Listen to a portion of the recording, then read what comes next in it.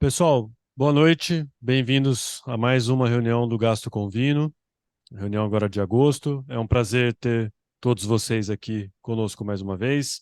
Temos a plateia aqui local e temos também uma participação do pessoal online. Vou cumprimentar aqui o pessoal online e começar pelo Dr. Eduardo Greco, que é o nosso anfitrião aqui também para comentar a palestra de hoje. Tudo bom, Eduardo? Estou te vendo aqui. João Conrado Reis, Gustavo Arguello, Antônio Cruz, Marcos Andreata, Thaís, Juliana Valenciano, Elisângela, Roberto Ascavo, Vitor Pila, Fernanda Miranda, Ciro Montes, Priscila Nascimento, Marco Pérez, Eduardo, Drauzio, muita gente aqui acompanhando a gente online, mas queríamos ter vocês aqui para depois compartilhar esse jantar que vai ser servido aqui maravilhoso. Hoje a gente está com um tema bastante interessante, é inovação. O Gasto Convino se preza sempre a falar de temas atuais, de inovação, e a gente escolheu falar sobre o tratamento endoscópico do refluxo, dando ênfase ao Stretta e ao TIF, que são tecnologias novas que hoje já estão aí à disposição e vêm sendo empregadas aí em alguns serviços com bastante sucesso, nas publicações científicas também com resultados bastante interessantes. E eu vou chamar aqui ao palco, também um co-anfitrião, mas hoje na posição aqui de palestrante, doutora Edmar Concon Filho, para nos brindar aí com a palestra, e durante a palestra, depois o Eduardo Greco vai estar com a gente também para fazer os comentários, e aí Concon, você pode interagir com o Greco também aqui.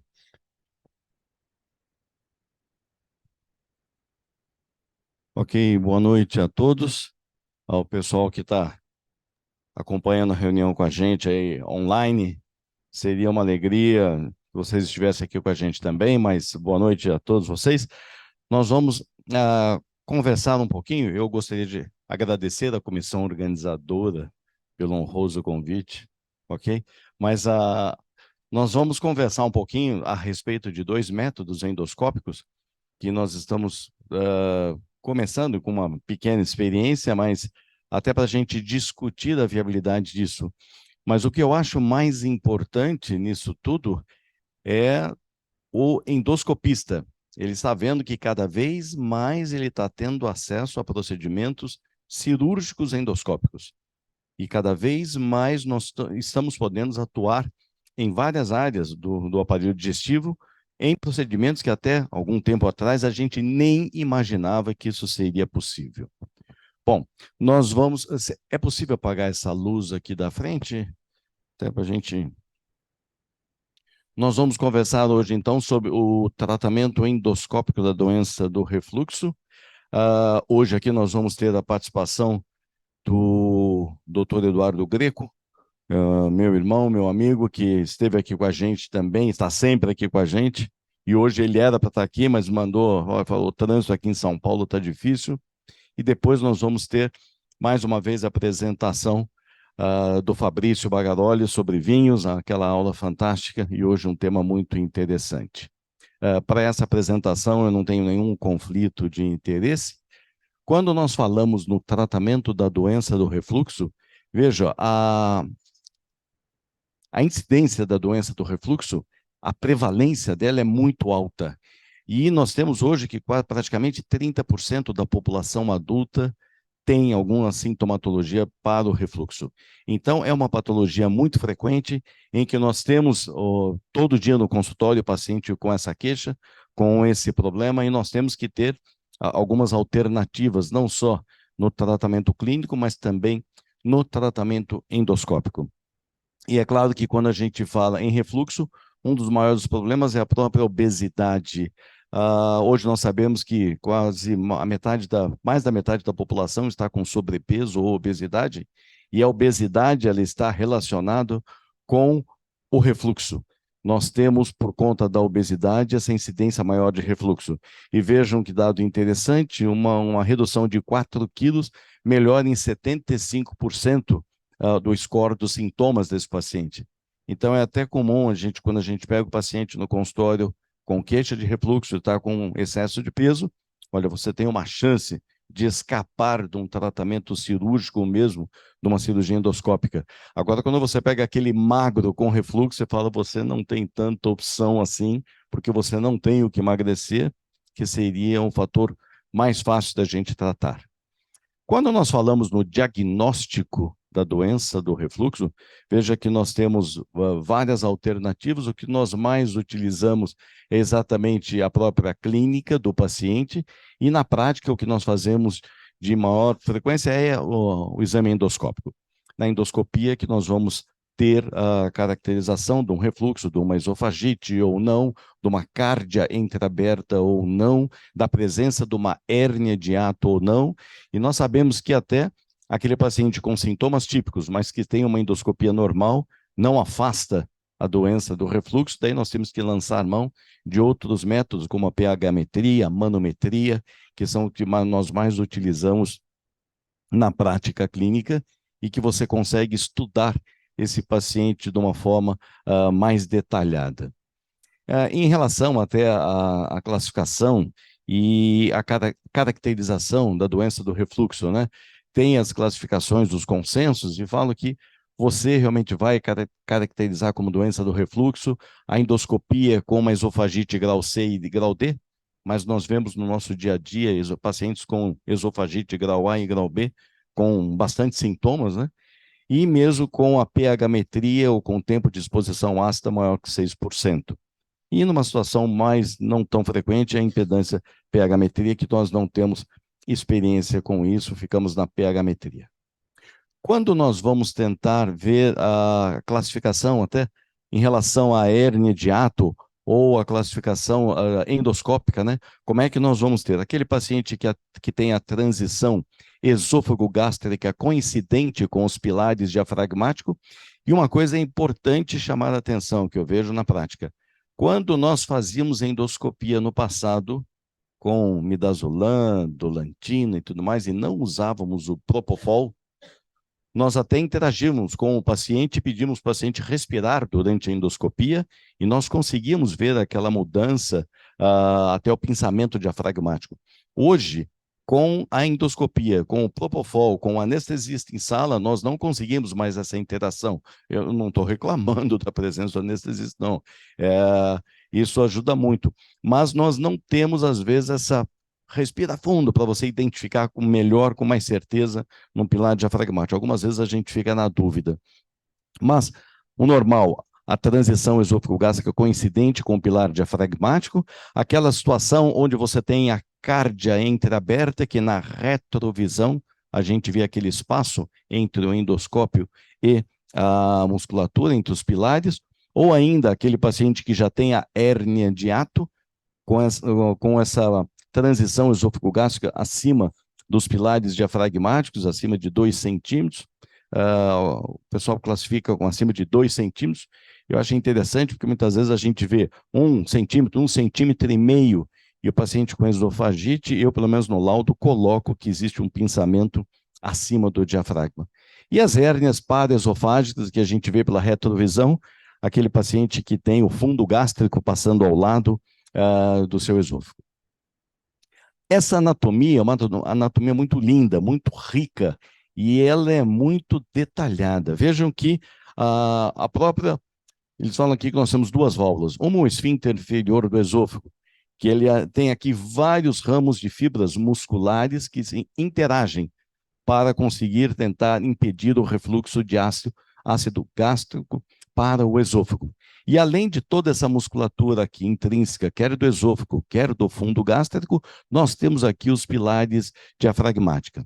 Na realidade, contornando o esôfago, nós temos o pilar direito, com o seu braço direito e o seu braço esquerdo, mas é sempre o pilar diafragmático direito quem contorna o esôfago e que dá essa tonicidade, muitas vezes consegue acentuar esse ângulo de His, que é mais um dos fatores que impedem o refluxo gastroesofágico. E para nós, quando vamos fazer uma cirurgia, que é muito importante a identificação dos braços, braço direito e esquerdo do pilar diafragmático.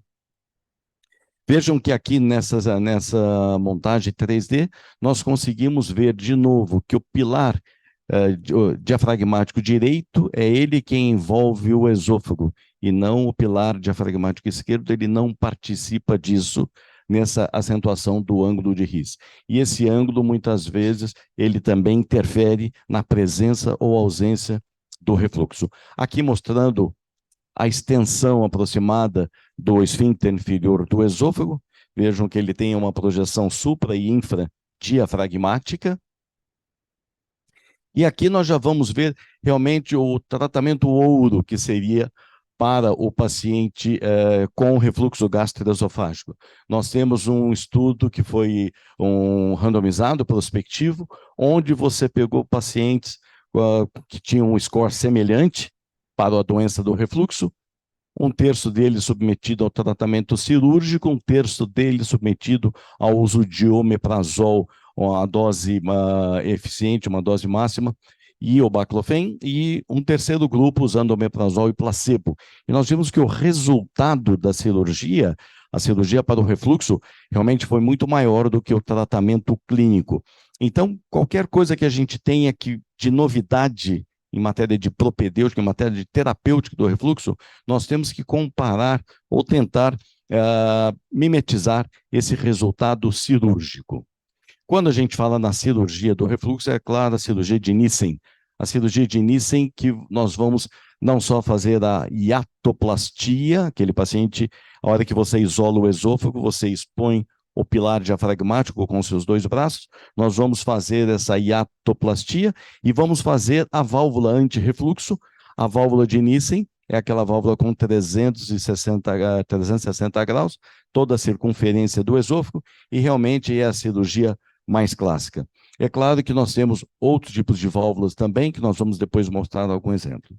Quando a gente fala sobre a cirurgia do refluxo, o objetivo em tratar esse paciente, nós temos que reduzir essa hérnia ou reparar a hérnia quando ela for maior do que 2 centímetros, alongar o esôfago abdominal, fazer essa funduplicatura, vamos aproximar esse fundo ao esôfago e com isso nós vamos evitar ou tentar evitar o refluxo. No entanto, a cirurgia do refluxo, ela não é isenta de complicações. E nós sabemos que o paciente submetido à cirurgia do refluxo, ele pode, no pós-operatório, ter um quadro de disfagia, que é o que o paciente mais teme. E hoje, quando o paciente chega no consultório, ele já fala, eu não quero a cirurgia, estou com medo da cirurgia, porque eu ouvi falar que depois não engole, ou porque não consegue vomitar, ou porque não consegue arrotar. Então, esse desconforto eu não quero. E a gente sabe que isso não é frequente, mas pode acontecer. A própria hiatoplastia, a própria funduplicatura, ela pode, com o passar do tempo, ela pode se desfazer, e a gente vê nos laudos de endoscopias, né, uma funduplicatura parcial. Ou ainda nós temos aquele paciente que abriu o pilar diafragmático, ele volta a ter uma hérnia de hiato, quer seja uma hérnia tal, uma hérnia paraesofágica, e você vê a válvula antirrefluxo dentro do tórax. Muitas vezes esse paciente não tem queixa de refluxo, ele nega a pirose, mas ele tem uma disfagia, ele tem uma dor precordial, principalmente quando come. E aquele paciente que tem a queixa da estenose, pós a funduplicatura, após uma hiatoplastia, que daí muitas vezes necessitando de uma dilatação endoscópica ou até uma reintervenção cirúrgica. Então, a cirurgia ela não é isenta de complicações e por conta disso alguns pacientes temem a realização da cirurgia. Foi por conta disso que apareceram procedimentos endoscópicos, como o Stretta e o Esofix, que nós vamos apresentar. Existem depois outros procedimentos por laparoscopia, mas nós não vamos comentar, até pelo tempo e também porque não temos experiência pessoal nesse assunto. Quando falamos no tratamento endoscópico, e vamos falar no Stretta, que é uma aplicação de radiofrequência no esfíncter inferior do esôfago, na tentativa de reforçar o esfíncter inferior do esôfago. Como nós mostramos naquela anatomia, a complexidade desse esfíncter, E se esse paciente ele tem uma hipotonia do esfíncter inferior do esôfago, ou seja, já parte do princípio que eu não posso fazer uma estreta sem ter feito uma manometria do paciente. Se eu faço a manometria, ele tem um esfíncter normotônico, já não está indicado a aplicação do estreta. No paciente que tem um refluxo e tem uma hipotonia, você pode indicar, você pode atuar com essa radiofrequência, onde você vai fazer a aplicação dessa radiofrequência em 6 segmentos. Você vai medir a transição esôfago-gástrica e você vai para cima e para baixo dela, fazendo essa aplicação na tentativa de conseguir um aumento dessa musculatura, uma hipertrofia dessas fibras musculares. Aqui uma animação mostrando como funciona, você identifica onde está a transição esôfago-gástrica, depois você insufla esse balão e essas agulhas, são 4 agulhas que você tem, você faz a aplicação, começa a alguns centímetros acima da transição esôfago-gástrica e vai descendo a cada meio centímetro. Quando você coloca essa agulha, você expõe essa agulha e você pisa no pedal para acionar a radiofrequência, fica 1 minuto aplicando. Eu confesso para vocês que esses são os 1 minutos mais longos da minha vida, porque você tem 4 agulhas no mediastino e ali ele está medindo a temperatura disso, e quando a temperatura sobe muito, ele desliga automaticamente, mas você fica de olho no monitor, no aparelho, e aguardando esse 1 minuto passar. E você não está vendo, porque você passou a sonda, você não está com endoscópio. A hora que nós não estamos vendo, a gente já fica realmente preocupado. E aqui, depois de 4 meses, que eles falam que é o tempo que leva para ter esse aumento das fibras musculares, desse colágeno em volta, que você vai ter o resultado mais efetivo. Por isso que nós temos que manter a medicação, o inibidor de bomba de próton para esse paciente, para 4 meses, e só depois começar a fazer uma retirada. Vejam que a sonda, essa aplicação da radiofrequência, ela pode ser feita tanto no tratamento do refluxo gastroesofágico, como também nós não temos experiência para a incontinência anal, que seria uma outra alternativa. Essa radiofrequência não ablasiva, ele consegue provocar essa hipertrofia muscular, esse aumento do colágeno, alguma regeneração nervosa e evita a fibrose e com isso deixaria o esfíncter inferior do esôfago aumentando a sua pressão, aumentando a sua tonicidade. Aqui, estudos microscópicos mostrando o antes e o depois, o alongamento dessas fibras musculares, o aumento dessas fibras musculares. E aqui já na ecoendoscopia mostrando a musculatura muscular própria já com o aumento dela depois de 3 meses nesse trabalho. Na literatura eles falam para aguardar 4 meses para você começar a diminuir a medicação. Veja, nessa meta-análise feita por Perry, onde 18 estudos com segmento de 10 anos, 1.400 pacientes, eles viram o uso do estreta dessa radiofrequência. E eles observaram que houve realmente uma melhora na queixa do paciente, no índice de qualidade de vida desse paciente, em relação à queixa da pirose. O grau de Demister, o score de Demister, diminuiu de 44 para 28. Nós sabemos que acima de 14 já é patológico, já tem um refluxo. Então, aqui mesmo diminuindo, ainda está acima do normal esse refluxo, mas que realmente há uma melhora da qualidade de vida, segundo as pesquisas, para essa meta-análise. E a SAGES, ela realmente, baseado nessa análise e em outros estudos, ela considera o estreta, a radiofrequência, para o tratamento do refluxo, com evidência já bastante forte, com um grau de recomendação forte, uma indicação para pacientes acima de 18 anos, com sintomas da pirose, da regurgitação, ou ambos, por um período maior de 6 meses, e que esse paciente teria uma certa melhora com a farmacoterapia. Aquele paciente que responde ao inibidor de bomba é o paciente que vai se beneficiar também com essa aplicação da radiofrequência. Então, a SAGES, ela reconhece, e a Sociedade Americana de Gastroenterologistas e Endoscopistas, ela reconhece a aplicação da radiofrequência para isso, e ela vê que é um procedimento que ele não deve ser, então, aplicado em pacientes com esofagite severa, até porque você, a hora que vai fazer e vai introduzir essas agulhas, se o paciente tiver lesões no esôfago, você não vai ter nem coragem de aplicar. Por isso que mesmo antes de aplicar, nós fazemos um tratamento clínico intensivo para, na hora do procedimento, esse paciente não ter lesões esofágicas. Não podemos aplicar em pacientes com hérnia de hiato acima de 2 centímetros, porque as últimas duas aplicações a gente faz na cárdia. Então você entra com a sonda no estômago, insufla o balão e traciona, e você vai fazer a aplicação na cárdia.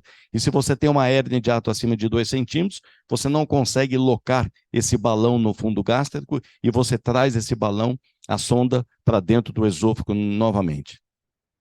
É contraindicado em pacientes com esôfago de Barrett, com disfagia ou com história de doenças autoimunes, aqueles pacientes que vão ter alguma dismotilidade esofágica, alguma alteração na motilidade esofágica. Essa é uma meta-análise mostrando. Por conta dessa aula, eu pedi que a nossa enfermeira lá levantasse os nossos casos de estreta. Veja, nós estamos com 15 casos de estreta, começamos em 2017. Vejam que são pouquíssimos casos ao longo desses 6 anos que nós fizemos. E eu pedi para ela, pergunta para esse paciente se isso foi bom ou não, se valeu a pena ou não. E, pasme, isso não é uma meta-análise, mas é uma minha análise, ok? E nessa minha análise, realmente, o resultado não é bom a hora que a gente vai questionar com o paciente. Então, a gente vê que tem pacientes com segmentos de muitos anos, e paciente com segmentos muito cedo. Houve melhora, melhorou um pouco no início, depois não melhorou mais. Não houve melhora, foi muito temporário. Se você pudesse dizer quanto por cento melhorou, veja, 0%, 0%, pouca melhora com a aplicação da radiofrequência. Dos 15 pacientes, elas conseguiram conversar com 11 pacientes. E desses 11 pacientes, vejam, valeu a pena, 1, 2, 3 falaram que valeu a pena, os outros 8 pacientes não valeu a pena.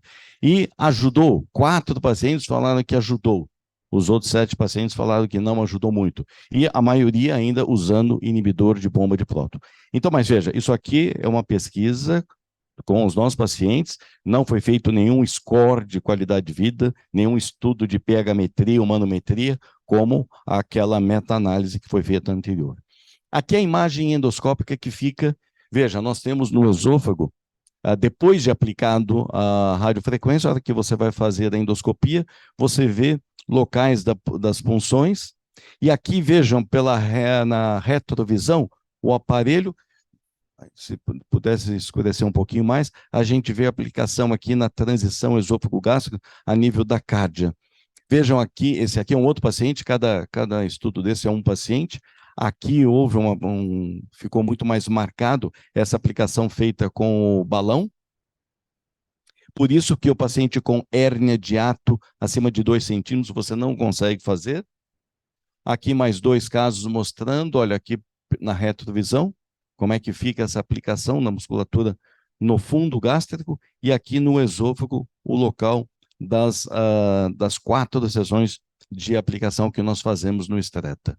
Aqui o fio guia que a gente utiliza para locar essa sonda, para deixar essa sonda, porque você na hora, você tira o endoscópio e fica só com a sonda do estreta. Este é um procedimento que é a aplicação da radiofrequência para o paciente com refluxo. Outro que nós vamos comentar agora é a realização de uma válvula anti-refluxo, que é o Esofix, onde nós vamos, ou também o TIF, o procedimento TIF, que é o Transoral Incisionless Funduplication, quer dizer, endoscópico, sem incisão, uma funduplicatura.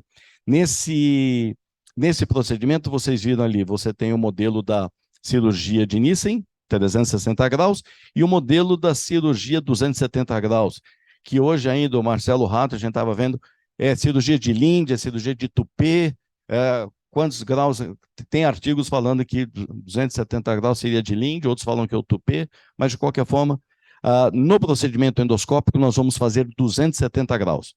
Nós não vamos fazer uma válvula de 360 graus, e sim de 270. Albert, vê se está passando. Ah, não, vamos voltar. Deixa eu ver aqui.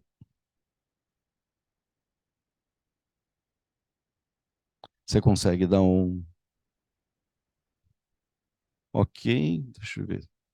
Perfeito, vai até o 55, né? Então, aí o Nissen, 360 graus, que é a funduplicatura cirúrgica por videolaparoscopia, e a de 270 graus, que é o que nós vamos mimetizar com o procedimento endoscópico.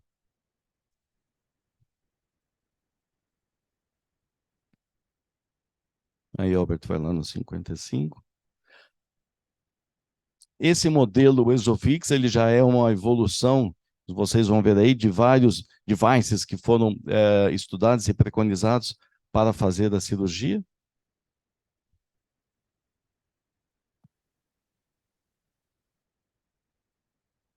Então, aqui, nós vamos entrar com o endoscópio por dentro do ESOFIX, e esse ESOFIX vai conseguir fazer essa plicatura entre o fundo gástrico e a parede do esôfago, no intuito de criar uma válvula anti-refluxo. Vamos ver.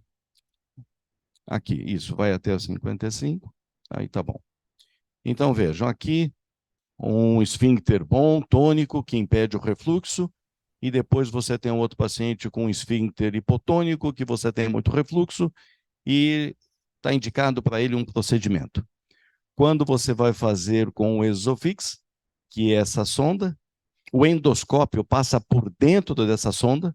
Então, veja, nós temos que ter um endoscópio standard, normal. Veja, o ESOFIX, ele faz essa curvatura, e o objetivo nosso é conseguir fazer mimetizar essa válvula anti-refluxo nessa extensão de 3 centímetros, em 270 graus. O endoscópio vai por dentro do esofix.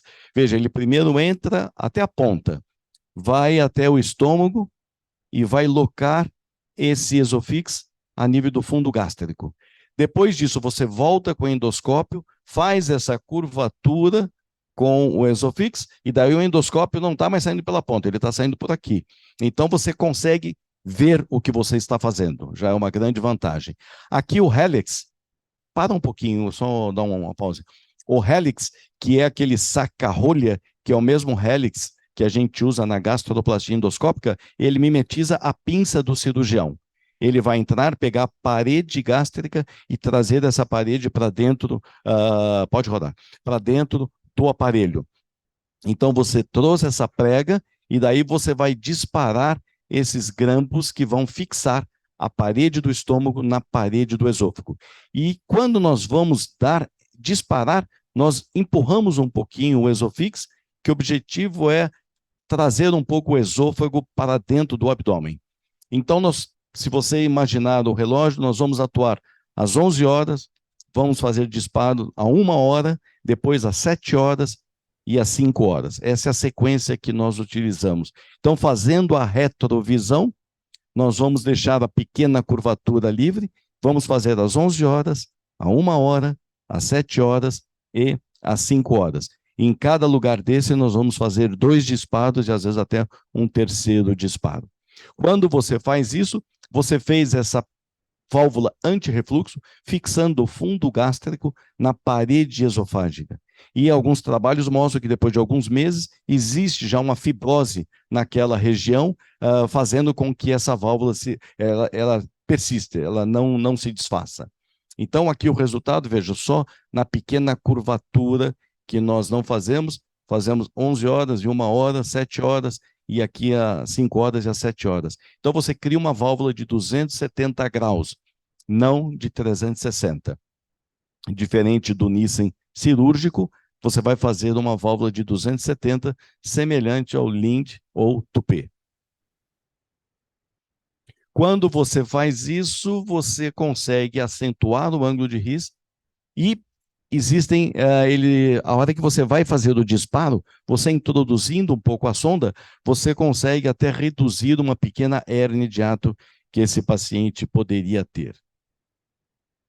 Acho que depois é só literatura. Vejam que a evolução do device, o pessoal já está estudando isso desde 2004, os primeiros devices, como é que eram feitos, e o primeiro estudo em humano em 2005, e agora o último modelo que nós estamos usando, que foi a primeira vez que nós tivemos contato, já foi com esse ESOFIX, o Z, que é o último aparelho, a última sonda para fazer essa funduplicatura. Nesse estudo muito interessante, onde você vê a manometria, em vermelho é a zona de pressão. Então, o indivíduo normal que não tem refluxo, ele tem na manometria uma zona aqui a nível do esfíncter inferior do esôfago, essa área avermelhada que mostra uma área de pressão aumentada na manometria. Naquele paciente que tem o refluxo com uma hipotonia do esfíncter inferior do esôfago, ele não tem essa zona de alta pressão. A manometria mostra que ele tem um esfíncter hipotônico.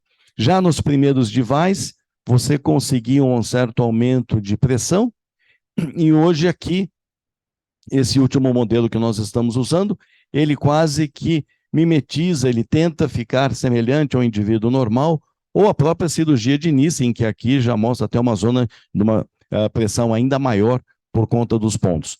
Aqui embaixo o modelo de Nissen cirúrgico 360 graus e aqui 270 graus, que é o que você consegue fazer com o procedimento endoscópico. Aqui mostrando o resultado final também. E nesse estudo, onde a gente vê essa montagem, você vê a zona aqui de pressão do indivíduo normal, aquele paciente que tem uma hipotonia do esfíncter inferior de esôfago, nesse vetorgrama, e ele não tem essa imagem do vetor. Aqui, o paciente submetido ao ESOFIX, ao TIF, e aqui o paciente submetido a uma cirurgia de refluxo. Vejam aqui o aspecto de uma válvula feita pelo TIF e aqui a válvula feita cirurgicamente numa técnica de Nissen. Aqui o aparelho já foi autorizado, já foi aprovado, já tem registro na Anvisa. E as indicações: adultos acima de 18 anos, paciente com doença do refluxo, com sintomatologia já crônica, paciente que necessita da terapêutica, ele faz uso contínuo do inibidor de bomba de próton, a hérnia de ato menor do que 2 centímetros, porque, lembra, você empurra o device na hora de fazer o disparo, então você consegue reduzir quando tem uma hérnia menor do que 2 centímetros. Pacientes tem indicação para quem tem o IMC menor que 35, lembrando que IMC acima de 35 com doença do refluxo é igual a bypass, que seria o tratamento já de um paciente com obesidade mórbida com uma comorbidade importante que é o refluxo. Isso é muito importante. E vocês vão ficar, em relação a essa hérnia, pasmo com a que a gente vai só comentar depois aqui no final. Então, aqui, artigos e trabalhos mostrando a eficácia e comparando o TIF com o uso de inibidores de bomba, e o resultado mostrando que realmente é bastante satisfatório. A melhora da queixa de regurgitação foi melhor no TIF com placebo, comparado com altas doses do inibidor de bomba de prótons. Quando a gente fala em relação à pH-metria, houve uma melhora também em relação do TIF, quando comparado com o tratamento clínico. Em relação à regurgitação, houve uma melhora na imensa maioria dos pacientes com aquela queixa de regurgitação, submetidos a esse tratamento endoscópico. Aqui, pacientes que conseguiram deixar de usar o inibidor de bomba de prótons pós o procedimento, então a imensa maioria deixou de usar o inibidor de bomba de prótons por conta da melhora da sintomatologia. Aqui falando em relação à cura da esofagite ou uma melhora da graduação endoscópica dessa esofagite por conta desse tratamento endoscópico. Aqui a satisfação naquela qualidade de vida, praticamente 80% referindo uma melhora de qualidade de vida, aqui também 81%. Efeitos adversos muito raros, 0,4%, 89 casos em 22 mil casos já computados de TIF. Então, efeitos adversos que aqui eles chamam de até perfuração, pneumotórax e até lesões na língua que pode ter. Então, um caso de lesão. Então, são complicações bastante raras, os efeitos adversos, mas que é inerente a qualquer procedimento. Aqui esse vídeo, feito pelo Grego, o Galvão e o Tiago, lá da Endovita, da Faculdade do ABC, está bastante didático. Então, o endoscópio está entrando por dentro do esofix, e aqui você vê o endoscópio passando. Daí você entra no estômago, você localiza onde está a sonda, daí você volta com o seu endoscópio para poder fazer aquela flexão do esofix. E daí o endoscópio, ele sai por um... Está muito... Não aquela luz ali, acho que... Mas aí vai atrapalhar... Boa, valeu, Rafael. Então, aqui nós estamos vendo, olha, o endoscópio saiu pela ponta do esofix e agora você volta com o endoscópio e faz aquela flexão do esofix. Você volta com o endoscópio até um segmento azul que a gente fala, que é a área azul, e daí você faz aquela flexão do esofix e daí você vai entrar com o endoscópio naquele cotovelo.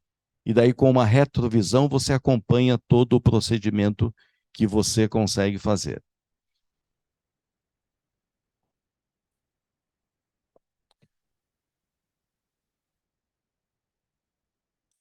Pode acelerar um pouquinho, Robert, por favor. Daí nós vamos com o Helix, funcionamos a parede gástrica, trazemos a parede gástrica para dentro desse device, dentro do esofix, e disparamos o grampeador. Pode rodar. Ali, puxando o estômago, puxando a parede gástrica, você fecha esse aparelho e dispara o grampo que vai fixar a parede do fundo gástrico na parede do esôfago. Adianta um pouquinho o vídeo. Olha aqui o Helix puxando o estômago para dentro do aparelho e daí você dispara. Então nós começamos às 11 horas, depois a 1 hora, depois às 7 horas, depois às 5 horas. Fazemos uns 2 disparos, no mínimo, em cada um desse ponto de referência. Vamos rodando o device e com isso vai aparecendo a válvula anti-refluxo. E daí vocês vão ver no aspecto final como é que fica o resultado final logo no término do procedimento.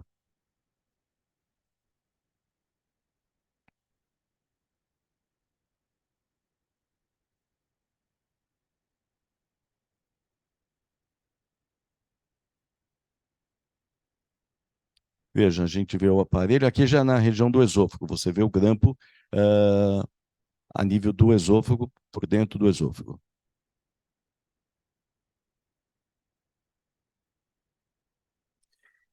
E o que nós falamos que chama atenção, pacientes com hérnia de hiato maior que 2 centímetros, serviços fazendo o TIF, o procedimento endoscópico, associado com uma hiatoplastia por laparoscopia. E gente séria fazendo isso. Eu confesso que eu fico realmente achando estranho. Eu faço uma laparoscopia, faço uma hiatoplastia, ao invés de eu fazer um Nissen cirúrgico, vem o endoscopista e faz um TIF. Isso, para mim, eu ainda não consigo assimilar isso. Eu acho estranho, para isso me lembra aquele que vai fazer uma cesárea, ele abre, pega o feto que não está encaixando, encaixa o feto para vir outro fazer um fórceps.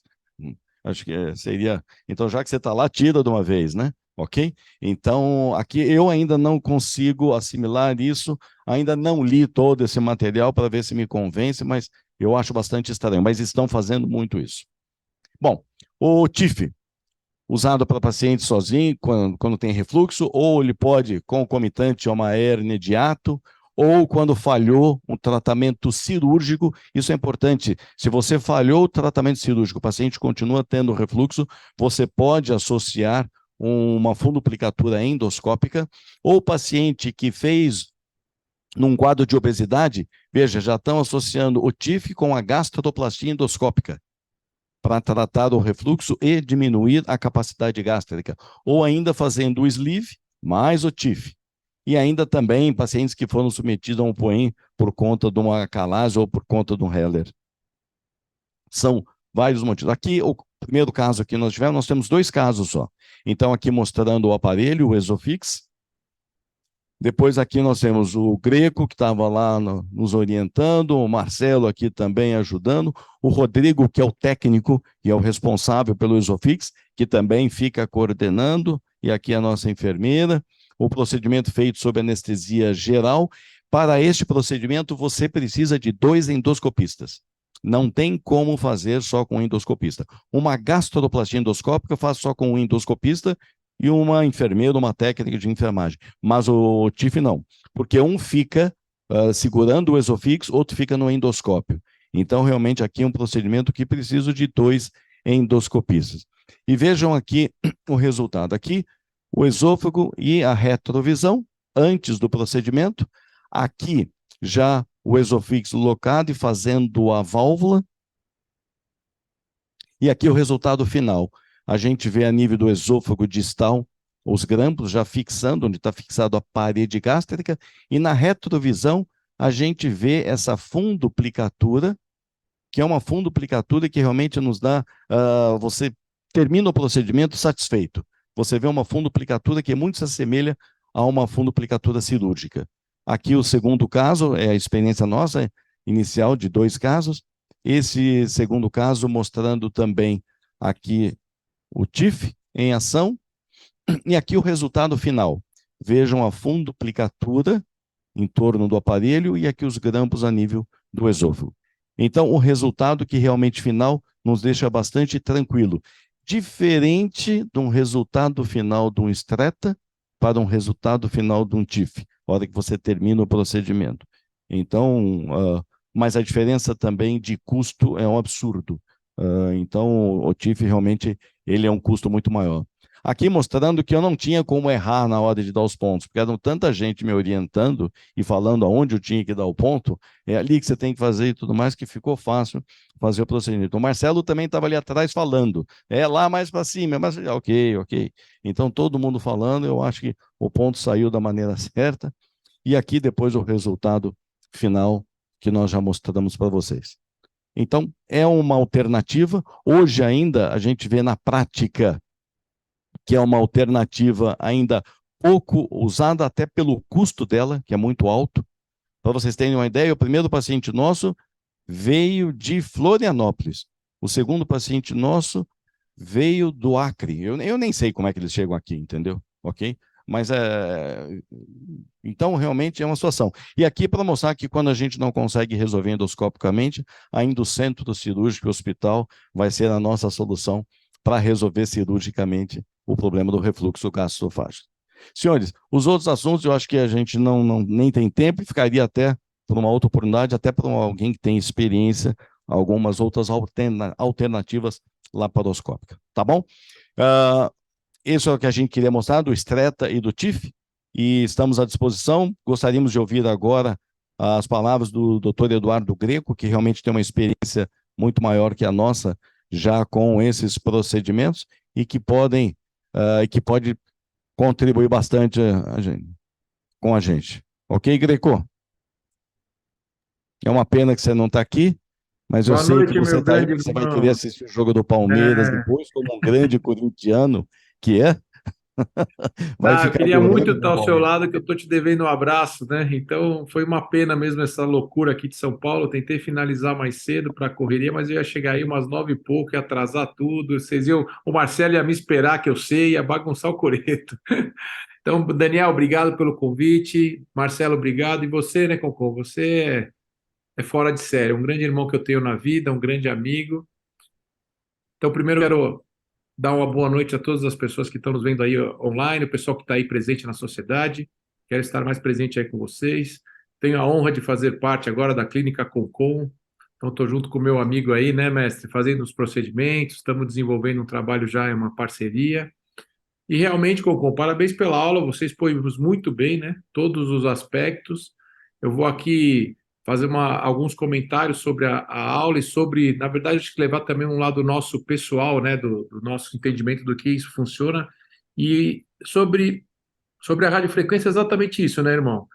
Essa insegurança, né? Então, você faz um procedimento que você agulha o esôfago, extremamente tenso, realmente, aqueles 30 minutos de agulhamento, porque você fica sem exatamente entender se vai funcionar ou não. E aí você tem que depois acreditar e o paciente também. Então, nós temos cerca de 159 casos, mais ou menos, realizados, né, desde 2019. E o que você falou é realmente isso, né? Não tem tanta satisfação. A gente tem um número grande, eu posso dizer aí que 50% também, nesse longo tempo, pacientes que até tentaram repetir estreita e o sucesso não foi tão bom. O que a gente tem, por outro lado, é que a gente tem um levantamento, e isso está sendo preparado pelo nosso irmão Gustavinho Quadros, é que assim, esses pacientes que não estão bem, a gente fica numa situação difícil, né? Porque você precisa dar uma devolutiva, ele fez um investimento, ele pagou particular por aquele procedimento. E a gente repete a manometria. Então, veja, a manometria desses pacientes meus que não ficaram bem do ponto de vista clínico, eles referem, né, uma certa melhora, mas não do tipo que quiseram, etc. A manometria melhora, ela melhora, porém a doença do refluxo é algo muito mais complexo. Então a gente começou a entender que aquele paciente que tem uma hipotonia leve, um demister não tem alto, foram esses pacientes que ficaram bem. Pacientes com hipotonia moderada e um demister mais aumentado, esses pacientes, o resultado vai ser ruim do ponto de vista clínico. Pacientes que têm aqueles sintomas do tipo, né, aquele pigarro na garganta, aquele incômodo de garganta, coisas meio que extra-gástricos, daquele refluxo clássico, da dor, da queimação, esses pacientes também não vão ter melhora, porque está envolvido, a gente sabe, né? Outras situações até que o cara tem um tique, ele tem um toque da garganta. Então, isso daí a gente percebeu que não adiantava fazer o estreta. E aí você mostra para o paciente, por um outro lado, que o músculo dele melhorou. Então, o que eu tirei de conclusão é que o estreta, ele trata o músculo. Ele realmente, ele dá um incremento naquela manometria, mas é muito complicado você usar isso para falar que eu vou tratar o refluxo de um paciente e a gente não ter o resultado. Então, hoje eu sou muito mais criterioso para indicar. Eu indico aquilo que ele fala o filé, né? Hipotonia leve, um demister bonitinho, e eu sei que eu vou ter um resultado legal, porque senão é o paciente insatisfeito. Você mostra que a manometria melhorou, mas ele está insatisfeito e gastou um dinheiro, isso é ruim. Por outro lado, a gente também está com uma dificuldade, você também sabe disso, eu te pedi os catéteres emprestados aí, né, Concon? Eu acho que ele vai parar de ser produzido. Eu tenho uma sensação que já tem desde fevereiro uma conversa que a gente vai receber, que a fábrica parou, que a fábrica vai voltar. Então a gente até está parando da divulgação, etc., e a gente não está realmente mais trabalhando muito com o produto. Acho que é importante a gente falar isso para as pessoas, né, Concon? Porque realmente você vai começar a buscar esse dispositivo. Então, quem for querer trabalhar com estreita, é algo interessante, é um método endoscópico. A gente vê que nos Estados Unidos se faz muito porque o seguro lá cobre. Então, você também fazer uma radiofrequência pouco invasiva para todo mundo e ter uma esperança de melhora, ok, mas pensando no mercado, no ponto de vista do paciente, é complicado e eu compartilho isso com você. A funduplicatura, por outro lado, tenho a honra de estar do seu lado e ter feito esses dois primeiros casos e vou estar sempre, você sabe disso, é um prazer, porque é diferente, você vê aquilo, né? Nós já estamos há 2 anos fazendo, nós temos 20 casos com os seus 22 casos, a gente está somando isso junto. Poderia ter um número maior até, mas é o que você disse, o custo é muito alto. Mas é um procedimento gostoso de fazer. Eu vou te falar que eu só tenho um paciente, que foi um dos primeiros, que hoje ele está não tão bem como todos os outros. Mas mesmo assim ele precisou voltar a usar o inibidor de bomba, tá certo? Em pequenas doses. Todos os outros 19 estão ótimos. Os pacientes estão muito bem. Eu não estou usando inibidor daquela maneira, né? Eu falo para ele que assim, você não é que nunca mais você vai usar na vida. Você vai para uma festa, você vai, né? Igual todos nós que não temos o refluxo, o dia que você exagera hoje, gasta com vinho, toma vinho a noite inteira, a chance de ter um refluxo amanhã cedo acontece. Só que aquilo passa, você come bonitinho e você vai ficar bem. Então eles entenderam isso da mudança dos hábitos, do comportamento, mas eles não têm mais aquele refluxo diário, aquele incômodo, etc, etc. Até mesmo pacientes com dor de garganta, com esse tipo de refluxo. Então, eu estou tratando, principalmente quando tem uma hipotenia mais severa, com pH com demister alto, né, com tempo de exposição ácida, que também é um parâmetro importante para a gente, né, elevado. Então, eu acho que isso vale a pena o pessoal a gente investir e apertar as empresas, né, Concom, porque o Rodrigo aí nos ajude a baixar esse preço. A gente está entrando, eu dou dica para as pessoas, assim, uma maneira que a gente está conseguindo é ordem judicial. Então, saiu aquela lei nova, né, que o paciente, se ele comprovar que o dispositivo, que o tratamento tem comprovação científica, e o TIF tem muita comprovação científica. Então, a gente já tem 6 casos que o juiz autorizou, Nós temos a Bradesco aqui, que os casos que a gente enviou para a Bradesco também não negou e a Porto Seguro também autorizou um caso. A gente fazendo um relatório bem minucioso, manda manometria, manda pH-metria, manda tudo bonitinho. Então, acho que esse é um caminho para a gente conseguir, eles autorizam um reembolso, né? Então, tudo bem, você faz, para o reembolso e a gente consegue fazer o dispositivo. Então, a aula foi muito bem, quis fazer essas considerações em relação a isso e deixar essa pergunta para você, né, Concon? O que que você sente da curva de aprendizado, né? As pessoas que estão nos assistindo, desse tempo do TIF, né? Eu fui aprendendo meio que na raça mesmo, né? Com o Galvão ensinando todos esses nossos casos, o Galvão foi participando da maioria deles, e eu me senti confortável ali pro sexto, sétimo, oitavo caso, um pouquinho mais confortável, mas aquilo, sempre ou eu com o Galvão, eu e o Thiago, os três juntos. O que que você pode passar, você que está com essa perspectiva, né, dessa diferença de como que é você como endoscopista do estreito, acho que é isso que é legal você falar, da curva sua para o estreito e agora com o TIF.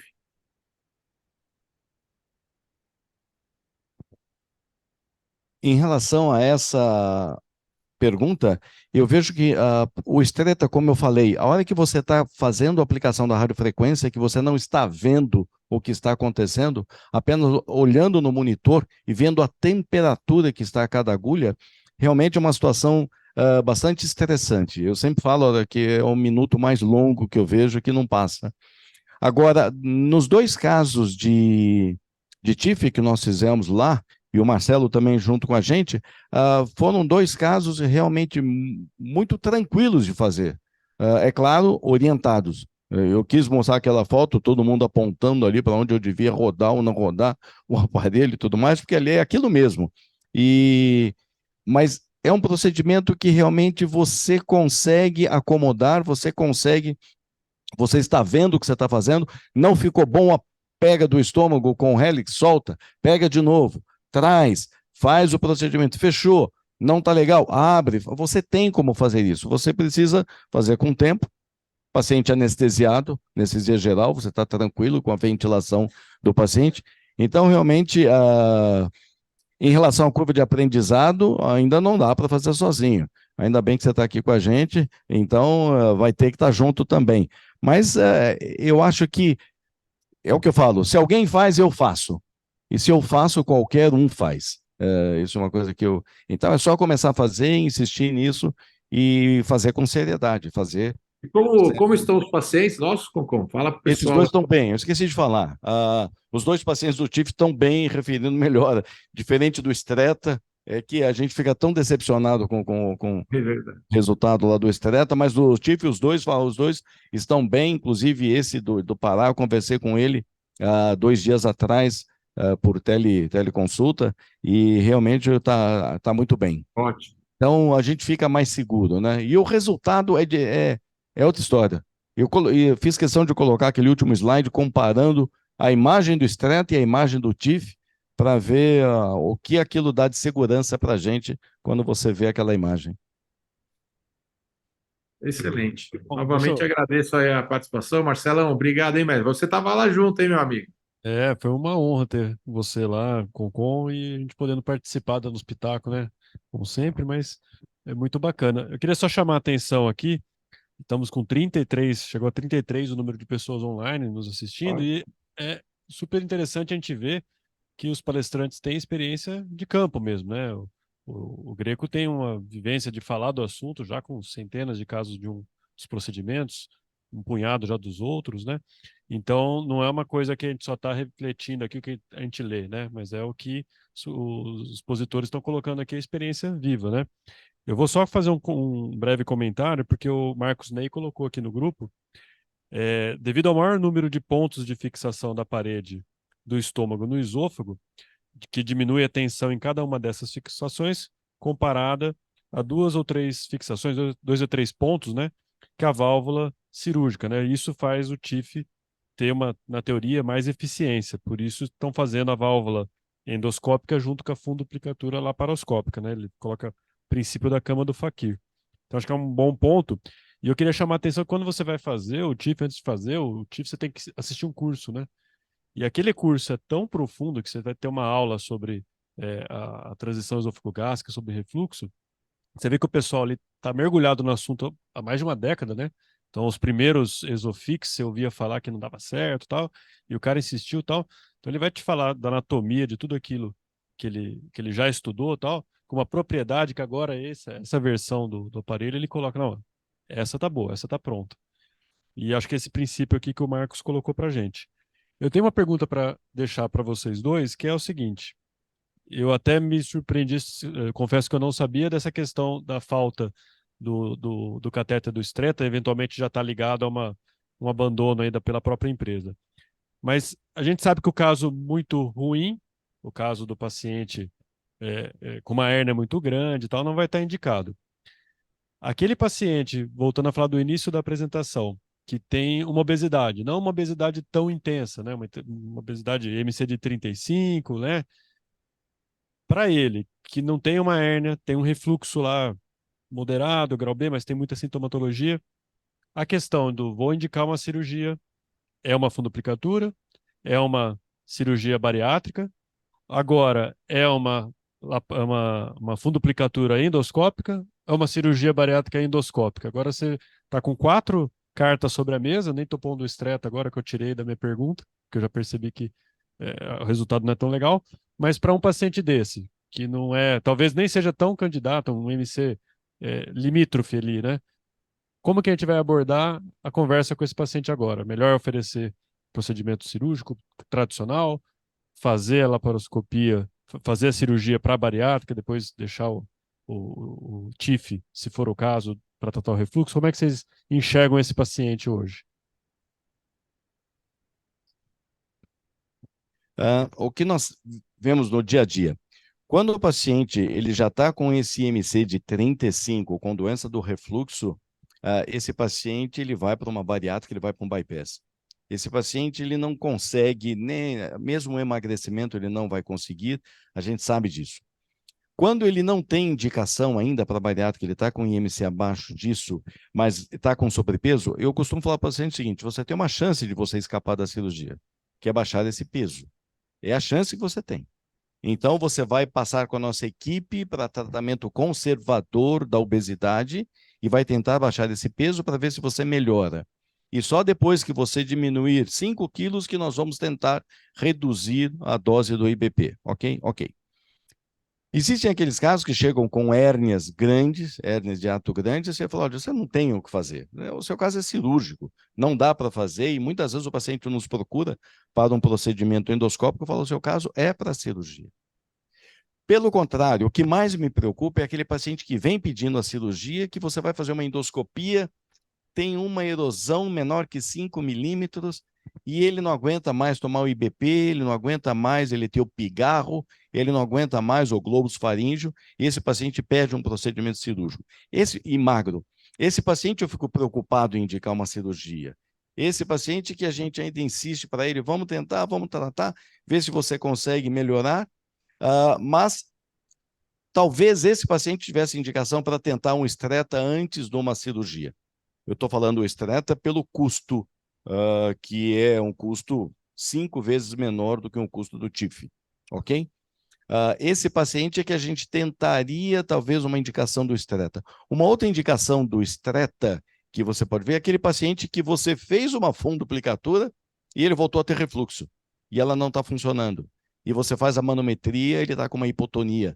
Poderia tentar associar um procedimento endoscópico como o estreta antes, para tentar ver se ele melhora.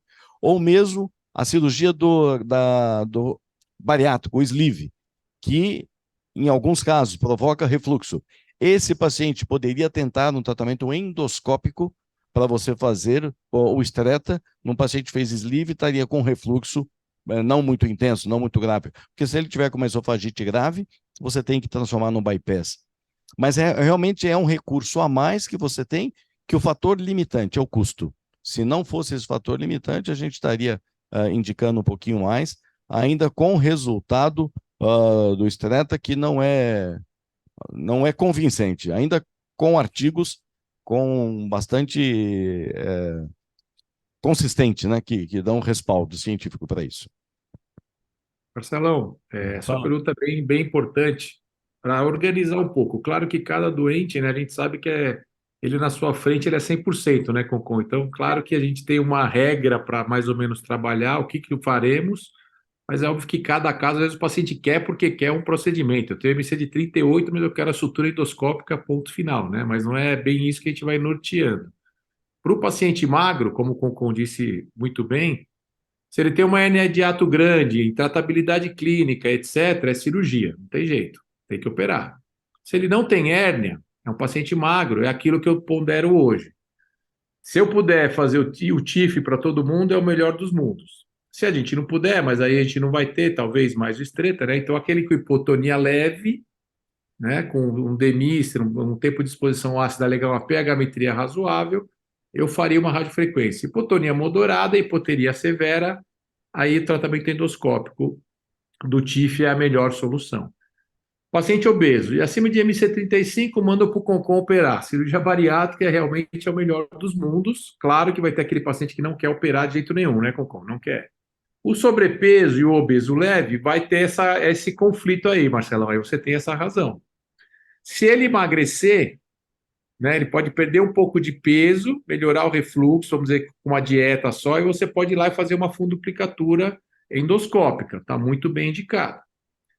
Se ele não quer emagrecer com dieta, tem dificuldade, aí você pode fazer uma gastroplastia endoscópica, por exemplo, um balão intragástrico, né, que é o nosso nicho dos pacientes, sobrepeso e obeso leve, porque aí ele perdendo peso, a gente sabe que a obesidade, ele perde peso, pode ser o fator do refluxo. Então, esse paciente magro, e a gente pode falar com tranquilidade, a gastroplastia endoscópica, ela não dá refluxo, ela não é refluxogênica. Eu não tenho pacientes que fizeram gastroplastia e passaram a ter refluxo, muito pelo contrário, os pacientes que são obesos, têm refluxo, eles fazem a gastroplastia, eles melhoram muito do refluxo. Se esse paciente, eu nunca tive um caso, mas se ele precisar e ele tem um refluxo, a gente consegue fazer. Vai ser difícil você fazer, o Cocom mostrou ali, mas assim, você teria que fazer o TIF antes para depois fazer a gastroplastia endoscópica. Então, esse lado do TIF pós-gastroplastia você não vai ter. Então, você pode ofertar para o paciente isso. Agora, ele é um obeso leve, ele não quer operar nada. Então, ele não quer de jeito nenhum, ele não quer sutura, ele não quer balão. Então, você negocia um pouco abaixar o peso e pode fazer a fundoplicatura endoscópica.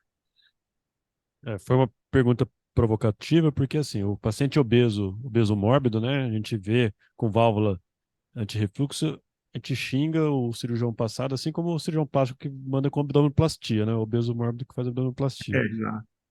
Tem as perguntas aí, né, Marcelo, no chat, ó. O João Então, eu ia Conrado, ler uma né? aqui. O Ele João falou. Conrado colocou para, acho que para vocês dois comentarem, né, nos casos feitos de TIF, qual que é o tempo de segmento que vocês têm e a melhora dos sintomas? A gente já tem, né, 2 anos, depois do Concon tem esse caso, e a gente, o que a gente faz é no início eu mantenho o inibidor de bomba, tá, numa dose mais ou menos do que ele estava usando, habitual, pelos primeiros 30 dias, um mês.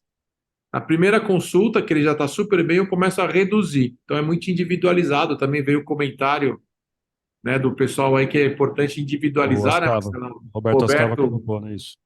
Então é exatamente isso. Então o paciente tomava 80 miligramas, aí no primeiro mês eu reduzo para 40, depois eu reduzo para 20, e aí eu tiro e a gente vê uma evolução muito boa. Então, cerca de 90 dias, 120 dias, a gente já está com o paciente já pleno, sem o uso de inibidor e usando o inibidor dessa maneira esporádica. Eu vou num aniversário, eu vou exagerar, tomo meu pantoprazol porque eu sei que eu tenho um refluxo, porque você não mexe com a pH-metria dele ali, né? Você faz o TIF, você melhora do ponto de vista manométrico, mecânico da região, mas o ácido dele, a gente sabe, né? O ácido que ele produz ali vai continuar produzindo. Então a gente precisa tomar cuidado da alimentação e etc. Então a gente vai orientar esse paciente a esporadicamente vai precisar utilizar. Alguém tem algum comentário aqui do pessoal? Deixa eu ver aqui no chat. Eu só queria aproveitar o que o Marcos nem comentou, falou a respeito dos grampos, que realmente você tem esses grampos fixando. Ah, o André Brandalize viu agora no DDW uma mesa onde o pessoal estava já mostrando a preocupação com o TIF nos pacientes que eles tiveram que reoperar, mostrando que esses grampos estavam fixados no pilar diafragmático. Então seria um problema, uma complicação, uma dificuldade técnica.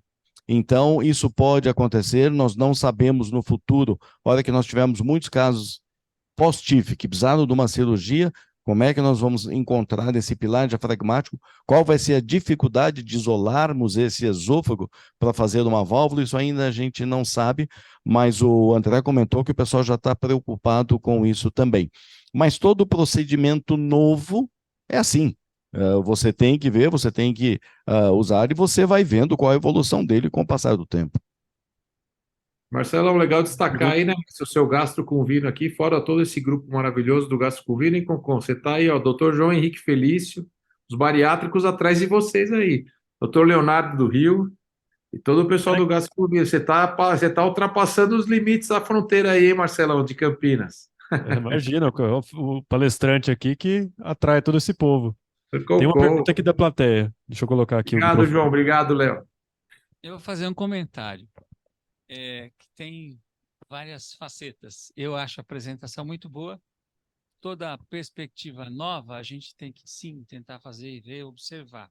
Então, o Streta faz bastante tempo que já apareceu nos congressos e eu percebo a mesma coisa. Quando tem uma máquina nova, se ela tem resultado, ela progride. O Streta, ele engasgou e não progride. Então, ele tem uma baixa eficácia, tanto que ele nasceu na Europa, não vai muito longe. Então, tem dificuldade de você ter uma ação efetiva contra o refluxo. O TIF, ele é uma mimetização da válvula anti-refluxo, que é o que resolve, de fato, que é o que resolve. Então, eu acho que o TIF, sim, tem que evitar os possíveis erros, que é onde tem fixação. Então, teria que acertar o padrão de paciente que é possível fazer, porque tecnicamente deve ser bem trabalhoso. Você vê que o endoscópio tem um diâmetro, o aparelho é outro, precisa de Perfeito. 2 profissionais. Então, eu acho que ainda ao longo de um certo tempo vai melhorar a técnica de usar o TIF. Mas a cirurgia para pacientes que não têm hérnia, ainda tem muito caso que não tem hérnia e que o resultado é espetacular. Então, uma boa cirurgia anti-refluxo tem um resultado espetacular. Os pacientes realmente ficam extremamente bem. Mas não é o comentário que foi feito aí num dos comentários que a válvula anti-refluxo é 3 pontinhos. Não. Cirurgias pequenas de válvula anti-refluxo são ineficientes e soltam. Então, na verdade, tem que mudar a técnica de cirurgia, fazer uma cirurgia melhor de válvula anti-refluxo. Aí não solta, não escapa e o paciente tem um resultado muito bom. Então, eu acho que é um assunto que não pode parar, porque nós vamos continuar com os pacientes com refluxo. A incidência é extremamente alta, de 20% para 30%, é bem alta. E no nicho de cada tipo de paciente, você vai ter indicação. Para esse eu faço isso, para esse eu faço aquilo.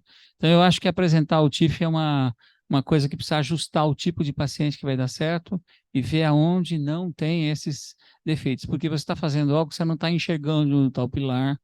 Então, eu vejo que tem os perigos, mas, assim, a coragem de quem está fazendo é isso. Precisa... Alguns procedimentos nasceram de uma coragem de fazer o procedimento e observar ao longo do tempo. Eu achei a resposta que vocês tiveram muito boa, que é isso, né? O paciente procura uma resposta boa. Não tem resposta boa, cirurgia anti-refluxo bem feita, ela é fantástica. Sempre bom deixar a referência que aqui em Campinas a gente tem um dos expoentes, o Dr. Brandalize, com a técnica do Nissen modificado, né, que foi alvo lá de estudos do Dr. Roberto da Unicamp, que fixa o fundo gástrico no esôfago e faz os pontos totais também. Ali fica uma válvula realmente muito boa. Gente, Concon, muito obrigado. Pode sair da função de palestrante e voltar para a função de anfitrião aqui junto comigo. A gente vai fazer agora uma fala dos nossos patrocinadores, apoiadores, né? Em primeiro lugar, já agradecendo a Saitec, na figura da ACS, o Daniel e a Andréa sempre aqui com a gente. A MITFOX está com o Thiago aqui.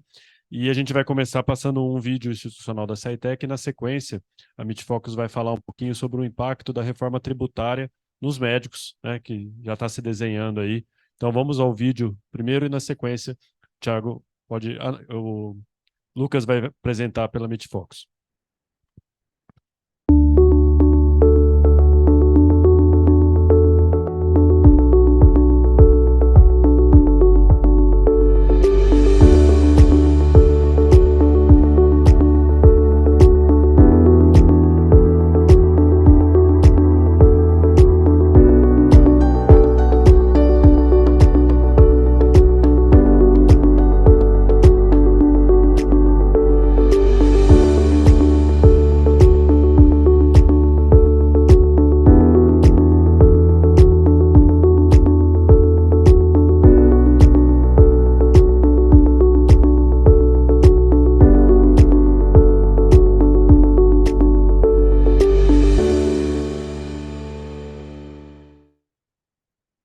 Então, agora, no recado que a MITFOCO sempre dá para a gente aqui, um tema que está chamando a atenção, está repercutindo, você ouve falar isso nas associações médicas, você ouve falar isso em outras áreas, em outras profissões, e aqui um pouquinho sobre o impacto que essa reforma tributária que está se desenhando aí pode ter na nossa profissão, né, nos médicos. Então, o Thiago e o Lucas vão bater um papo aqui com vocês e com a gente aqui para falar sobre o assunto. Fique à vontade.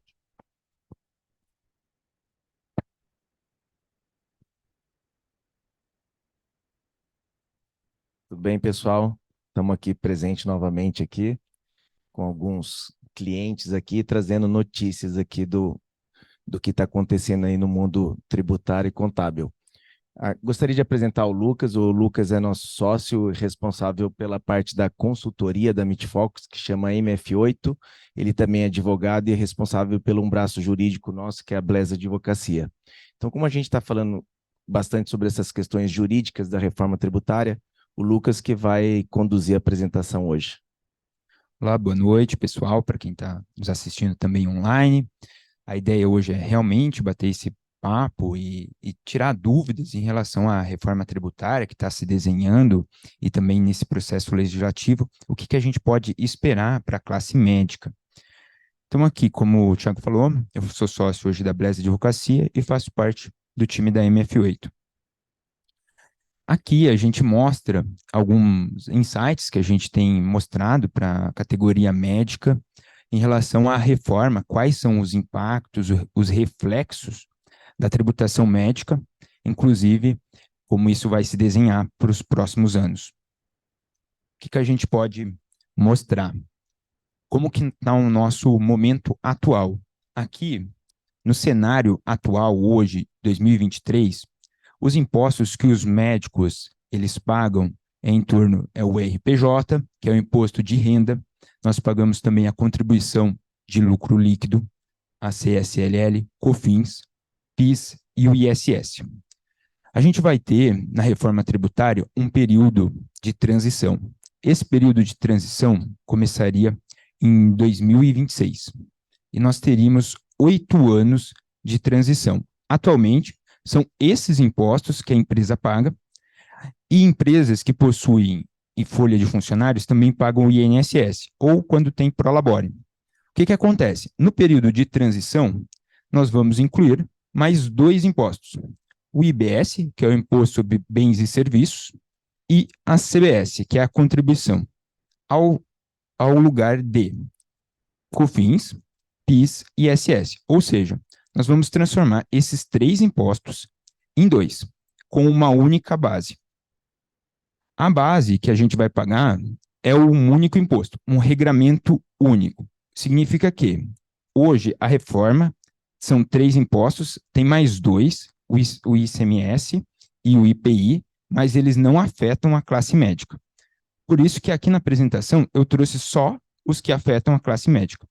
A gente vai simplificar o sistema tributário de 5 regras tributárias para uma só que dividida em 2 impostos. Um do município e do estado, que é o IBS, e um federal.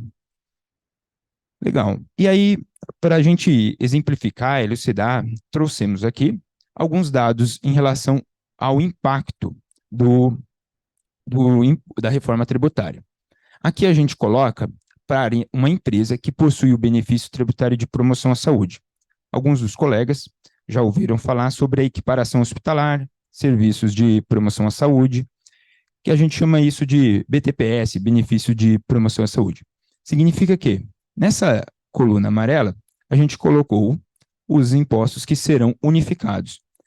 E em cima tem aqui o imposto de renda, que é na alíquota de 1,20. Totalizando, para o município de Campinas, para uma empresa que utiliza do benefício de equiparação hospitalar, ela paga hoje, atualmente, 10,93 de imposto. E para uma empresa que esteja em São Paulo, por exemplo, vai pagar 7,93. Lembrando, utilizando de um imposto que se chama equiparação hospitalar. Para uma empresa que esteja no ISS fixo, também não paga, vai ficar com 5,93. Pronto. Então, como que ficaria após a unificação, ou pelo menos no período de transição?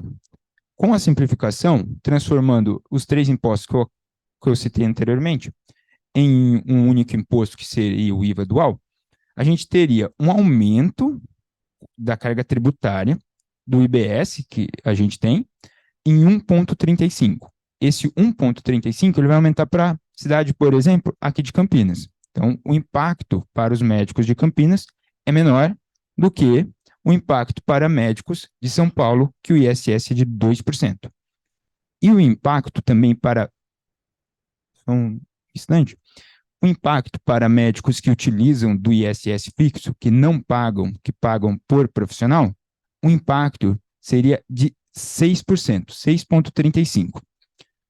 A gente colocou também aqui período de transição, que as definições elas não estão claras no processo legislativo, estamos apenas cogitando algumas hipóteses que ainda precisam ser aprovadas no nosso Congresso, e a gente coloca que ainda esse momento é de incerteza. Significa que, nesse período de 2026 até 2032, a gente teria 7 impostos. Não somente os 5 que atualmente nós pagamos, que são esses. Além disso, a gente teria o quê? Nesse período de transição, o IBS e a CBS, junto com os impostos. A gente está chamando isso de calibragem. A calibragem ela serviria para o governo federal identificar qual é o percentual de alíquota, porque ainda não está claro qual que seria o percentual de alíquota de imposto nesse período de transição. Por isso que nós não colocamos nenhum cálculo aqui, e nós colocamos após o período de 2033. Significa que, nessa reforma, o governo ele busca equalizar a tributação da classe de comércio com a classe de serviço. A classe de comércio hoje ela paga um pouco mais de imposto referente ao ICMS. Como vai unificar, eles vão equilibrar e vão direcionar essa carga tributária do comércio para a classe de serviço. E por isso a gente teria esse aumento na carga tributária, sendo equalizado ao longo do tempo. Resumindo, quanto que impactaria, quanto que ficaria a alíquota para uma empresa que usa o benefício aqui de Campinas, por exemplo? Ficaria em 12,28, sendo que ela sairia de 10,93 para 12,28, tendo uma alíquota de 1,35 aqui para Campinas, 4,35 para São Paulo, e para quem utiliza o ISS fixo, 6,35. Lembrando que, não sei se vocês acompanharam a discussão no Congresso, iniciou com uma alíquota de 25%, era uma alíquota de 25% para toda a área da saúde. Provavelmente teve uma discussão com a área da saúde, com os hospitais, com o plano de saúde, e aplicaram uma redução na alíquota para a área da saúde de 50%. Então, quer dizer, sai de 25% e vai para 12,5%. Porém, isso ainda não foi, né, a reforma não está 100% aprovada, ela está sendo agora discutida no Senado, e que, mesmo que aprove essa alíquota com 50% de redução, que vai ficar aqui em 12,28, hoje nós temos diversos clientes que pagam isso aqui por ano, isso aqui de alíquota, 5,93. Então, o que a gente está falando? Que, lógico, que tem gente hoje que, né, que acaba não utilizando de alguns benefícios na área da saúde e acaba pagando um imposto maior que 12,28. Mas quem hoje está eficiente, por exemplo, uma clínica que usa o benefício do ISS fixo, usa o benefício de uma equiparação hospitalar, ele vai ter praticamente o dobro de carga tributária. Bem lembrado, Thiago. Em relação ao que o Thiago comentou, a alíquota inicialmente para o CBS, que os dois são juntos, 25%. É um aumento de 18%. Ou seja, a Associação Médica e o Conselho trabalhou para que tivéssemos, aqui não dá para ler direito, mas aqui é a alíquota especulativa. A gente colocou dessa forma, porque ainda não tem nada aprovado, tem uma incerteza, mas trabalhando nessa alíquota, essa especulação do mercado, coloca que a alíquota vai ser de 25%, a classe médica vai possuir uma benesse, ou seja, vai pagar 40% da alíquota efetiva. Se uma alíquota é de 25%, quanto que vai ficar de IBS? 10%. Se a alíquota for maior, então a gente vai ter um aumento, porque a gente colocou 5% de IBS e 5% de CBS, sem saber, só para título exemplificativo, tendo essa alíquota. Se for maior, vai aumentar mais. Aqui a gente lembra que a empresa está utilizando o benefício.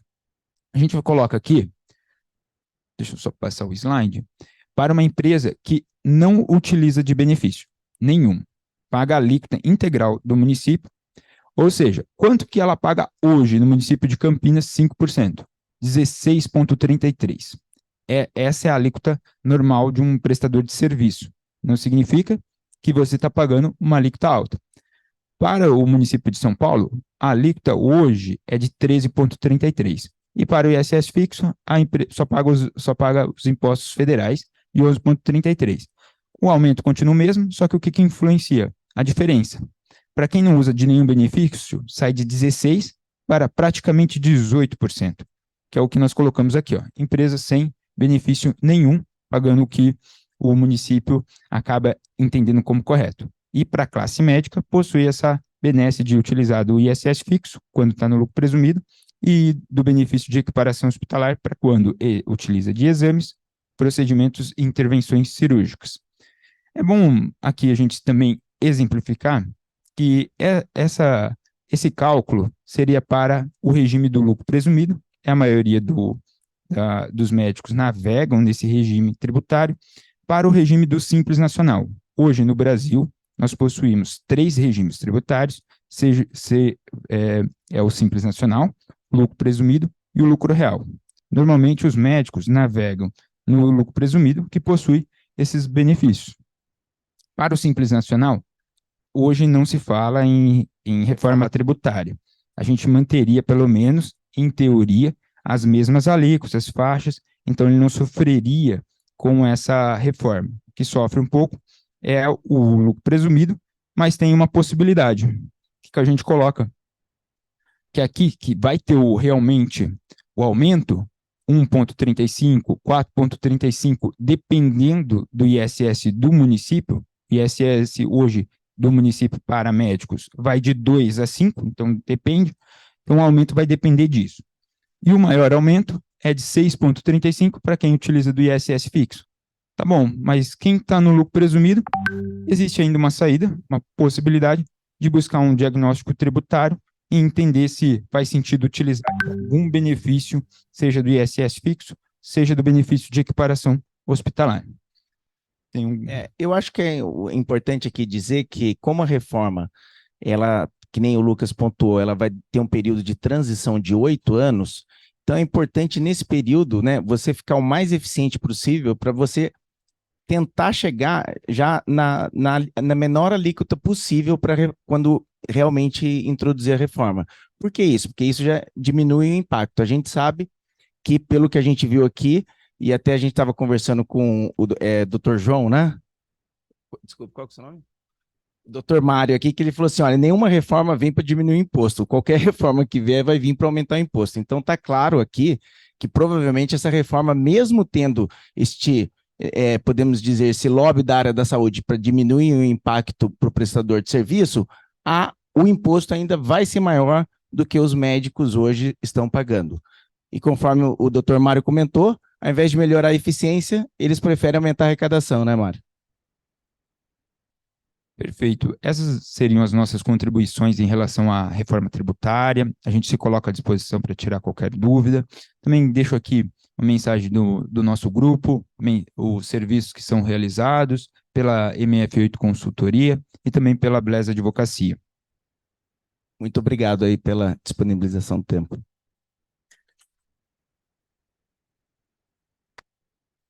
Obrigado, pessoal. Obrigado, MeetFox. Então, vocês já entenderam que o recado é fazer contato aqui com o time do Thiago, da Júlia, do Lucas, para se tornar mais eficiente e chegar... 5 anos para correr aí antes que a coisa fique mais feia, né? Antes da introdução. Me pareceu, a história que vocês contaram me pareceu engraçada. Vamos subir o tributo. Não, mas vai pegar mal. Então faz assim, ó.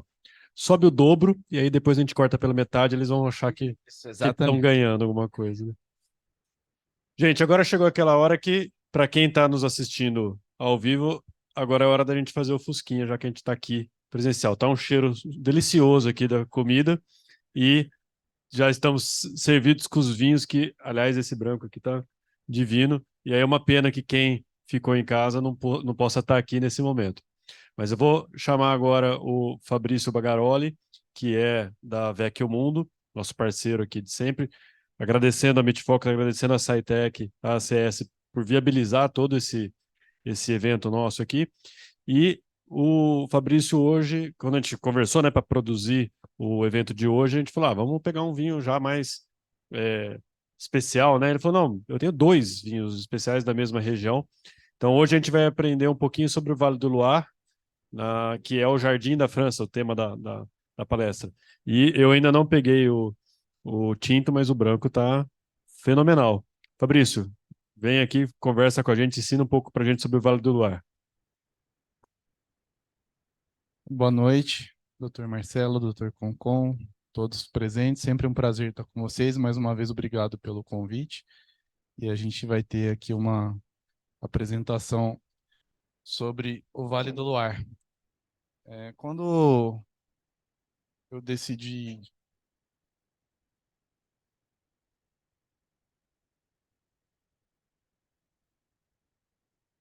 decidi trazer os vinhos do Vale do Loire da França, né, foi uma feira que eu fui participar, a Provine, na Alemanha, que é a maior feira de vinhos do mundo, em Düsseldorf. E eu degustei lá 2 regiões que me encantaram nessa feira, que foi Vale do Loire e Áustria, né? A Áustria também tem vinhos incríveis, que o nosso plano é trazer o ano que vem vinhos da Áustria. E o Vale do Loire é uma região que é pouco conhecida no Brasil e que tem um excelente custo-benefício. A gente pega vinhos, né, da Borgonha, de Bordeaux, são extremamente caros, mesmo os do Rhône, né, um Hermitage, um Côte-Rôti, são vinhos muito caros. E o Loire tem vinhos, né, muito bem feitos, muito equilibrados, né, com custo mais acessível que essas regiões. Por isso a Vecchimundo trouxe como a primeira região da França, né, para o Brasil pela nossa importadora, o Vale do Loire. O Vale do Loire, conhecido como Jardim da França, é a região que tem mais châteaux, né, que tem mais castelos na França. O Dr. Concon estava falando quando chegou que fez um passeio de balão. Deve ter sido uma vista maravilhosa, mas eu acho que eu não teria coragem, não. Segundo ele, não tem paraquedas. E ele fez uma pergunta que eu achei interessante. Acho que os amigos queriam matar ele, né, doutor? Falou, e se esse nosso piloto aqui passar mal, quem que vai pilotar esse balão? Todo mundo entrou em pânico. Mas tinha essa visão aí maravilhosa para distrair eles, né? E o Vale do Loire é muito importante na produção de vinhos, é a terceira maior região produtora de vinhos, a segunda maior de espumantes da França e a segunda mais visitada da França em turismo. Ela é um L de ponta cabeça, né? Ela começa ali em Nantes, que está na beira do mar, do Oceano Atlântico. Ali a gente tem os vinhos, né, Muscadet sur Marne, que são vinhos feitos com a uva melão de Bourgogne, junto com Chablis Champagne, considerada das melhores harmonizações para ostra. Aí, para dentro, a gente vai ter Anjou, que são os famosos rosés do Loire, Samur, que vai ser um dos vinhos que a gente vai degustar, o tinto, um Cabernet Franc. Aí passa, né, ali por Pouilly, que está a região do Pouilly-Fumé, que é um famoso Sauvignon Blanc, Sancerre também está ali perto. E aí a gente tem o Alto, eu não sei porque eles chamam de Alto Loire, a parte baixa ali do L, que aí são os vinhos de menos expressão do Loire. Ali eles plantam muito Gamay, não é tanto as uvas principais do Loire, que é a Chenin Blanc, a Sauvignon Blanc e a Cabernet Franc. Aqui um pouquinho da linha do tempo do Vale do Loire. Desde a época do Império Romano, já tinha produção de vinhos lá. Depois teve os monges, né, começaram ali por volta de 1150, começaram já a produzir vinhos, assim como na Borgonha. Então, o Loire, junto com a Borgonha, é uma das regiões mais antigas, né, de denominação de apelações da França, né? E isso é muito importante, daí a qualidade dos vinhos do Loire. Tem esse mapeamento, né, do Loire desde 1150. Ali teve a época da Joana d'Arc, que deu uma queda na produção, depois os monges voltaram e começou a crescer. A Golden Age, né, que aí começou a crescer novamente. A Holanda se tornou um grande comprador de vinhos do Vale do Loire. E a gente teve ali aquele bichinho que quase dizimou a produção de vinho no mundo, que é a filoxera, né? Mas que graças a Deus conseguiu, com os porta-enxertos, reverter essa situação. Ali um mapa mostrando, né, a influência da temperatura e do rio Loire, né, sobre essa região. Então, como eu já tinha falado para vocês, né, da esquerda para a direita, a gente começa com a região verde, que é onde está o Muscadet, né, feito com o melão de Borgonha, que é um vinho muito mineral. Aí a gente tem Anjou e Saumur, né, Anjous Rosé, Saumur, a produção principal de Saumur são os espumantes, mas dentro de Saumur a gente tem um pedacinho chamado Saumur Champigny, que aí são os melhores Cabernets Francs. Dois Cabernets Francs muito conceituados, né, de Saumur Champigny, muito famosos, é o Leroy e o Clos Rougeot, considerado dos grandes vinhos franceses. Aí a gente entra em Touraine, que vai ser a região do branco que vocês estão degustando. Touraine é a região que a gente tem em Vouvray, que é o grande Chenin Blanc do Vale do Loire, né, que tem o Chenin Blanc seco, o semi-seco, né, e tem também o doce. No central, a gente vai ter as duas apelações importantes de Sauvignon Blanc, que é o Poulet Fumé e o Sancerre, né, e aí a região ali para baixo, que eles chamam de Loire Alto, que é a região de menor expressão do Loire. Todo o solo do Loire tem uma influência muito grande mineral, né? Lembrando características da Borgonha na mineralidade. Vocês vão ver que os dois vinhos têm uma presença mineral muito grande, são muito elegantes, têm uma acidez muito gastronômica, são vinhos finos, com álcool mais baixo. Também é uma região de clima mais frio, que propicia a produção de vinhos com essas características. Então, aqui um mapeamento mais detalhado de Touraine, né? A região do branco que vocês estão degustando. Essa região a gente vai ter produção de Cabernet Franc, vai ter a produção de Chenin Blanc e a produção de Sauvignon Blanc. Aí aqui a região de Anjou-Saumur. Saumur-Champigny está bem pequenininho. Ali, ó. Ali é onde faz os grandes Cabernets Francs, é um dos que a gente vai estar degustando aqui hoje. As três principais uvas, né? Então, que eu já tinha falado para vocês, Chenin Blanc, Sauvignon Blanc, Cabernet Franc. Aí tem as uvas secundárias brancas, que é a Herbois, a Chardonnay e a Ramorantin. Das tintas tem a Cabernet Sauvignon, Gamay, Grulhot, Grulhot Gris, Pinot Dony, Pinot Noir, Pinot Gris, Pinot Meunier, Côte, que também é conhecido como Malbec. Em Cahors é Malbec, em outras regiões é conhecido como Coa Malbec. Merlot e Sauvignon Gris. Pinot Noir faz o Sancerre Tinto, que é um grande vinho também do Loire. O Sancerre Tinto não é Cabernet Franc, ele é um Pinot Noir. Aqui uma foto ilustrando um modelo muito antigo que eles utilizavam, né, isso desde a época dos monges, né, para separar, né, os clos que eles faziam para separar as parcelas, né, de parreirais. Então, olha que coisa linda, né? A parreira passando por dentro desse muro, né? Algo muito bonito. Dá para a gente perceber como o solo é mineral, né? Tem bastante pedra calcária nesse solo. Aqui já é uma foto do parreiral da vinícola que a gente está degustando. A vinícola que a gente está degustando chama Complice de Loire. O François Xavier Bart, ele é a quinta geração já que produz vinhos no Loire, e esse é um projeto autoral dele. Cúmplice de Loire é cúmplices do Loire, né? Ele é cúmplice da tradição do Loire, então ele faz os vinhos como, né, os antepassados faziam, né? Ele mantém a tradição com inovações também, porque ele é um enólogo jovem. É uma vinícola pequena, como todas que a Vecchio Mundo traz, né, para o Brasil, em torno de 30, 50 mil garrafas por ano eles produzem. Aqui é ele, um balde de Sauvignon Blanc, provavelmente do Evasion, que é o vinho que vocês estão degustando, né, da região de Touraine. Ele colhendo uma Cabernet Franc para fazer o Saumur Champigny. E é bem europeu, né? É daqueles que põe a mão na massa e faz tudo. Todo o processo está na mão dele.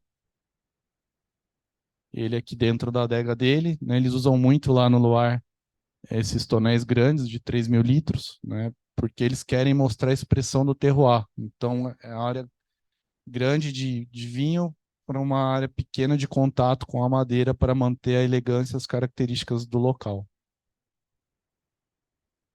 Ele aqui com a família de vinhos que ele produz. Nós trazemos hoje 5 vinhos da Compris de Loire. Vocês estão degustando 2 aqui hoje. Temos mais 2 naturais, que é o Expression, é um Touraine Sauvignon Blanc. Temos o Saumy Champigny Le Calcar, que é também um Saumy Champigny natural. E o Vouvray nós temos. Os vinhos de hoje, então, o vinho que vocês têm em taça é o Evasion. É um vinho de safra 2021, 100% Sauvignon Blanc, da região de Touraine, região clássica para a produção desta uva.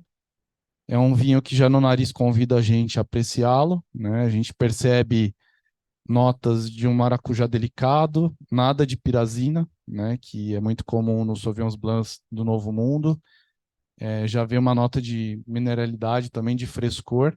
E em boca, ele confirma essas notas, né, com um volume, com uma maciez muito agradável, uma acidez muito bem equilibrada com a fruta, um vinho que é gostoso sozinho, mas também muito gastronômico. Esse é um vinho que está em 2 dos principais restaurantes aqui da região, está no Oste já há algum tempo, está fazendo bastante sucesso. Aliás, os 2 vinhos estão, o tinto que vocês vão provar também. E está também no Letrisquel, entrou semana retrasada no Letrisquel lá em Datuba, restaurante francês importante, está fazendo bastante sucesso também. Vinificado só em inox. Podem servir o tinto, por favor. E a gente tem o Saumy Champigny, aí a apelação muito importante de Cabernet Franc do Loire. Característica de solo muito mineral, muito calcário. Vocês vão ver que é um Cabernet Franc muito diferente dos Cabernet Francs aqui da América do Sul, da Argentina, do Brasil. É um Cabernet Franc típico, né, lá do Loire. Um Cabernet Franc que vai trazer notas. Na cor, vocês vão ver que ele já é diferente, né? O Cabernet Franc sul-americano, ele é mais escuro. Normalmente, o Cabernet Franc sul-americano, ele vem com uma carga de madeira muito grande. Aí não, aí é um vinho que ele expressou 100% do terroir, não tem madeira, 100% inox. Teve envelhecimento, maturação inox para ele evoluir, para ele equilibrar.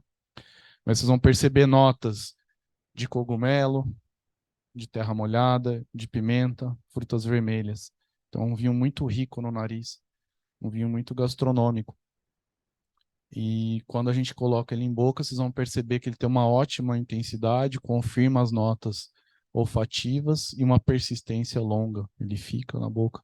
Acredito que ele vai ficar muito interessante com o prato que o chefe Antonello fez. Então é isso. Eu espero que vocês tenham gostado. O nome dele é um vinho de cru, né? Um vinho que a parcela de uva que ele é feito chama Le Terroir Celeste, né? Então é um vinho que já tem a sua importância. Espero que vocês gostem. Qualquer dúvida, eu estou à disposição.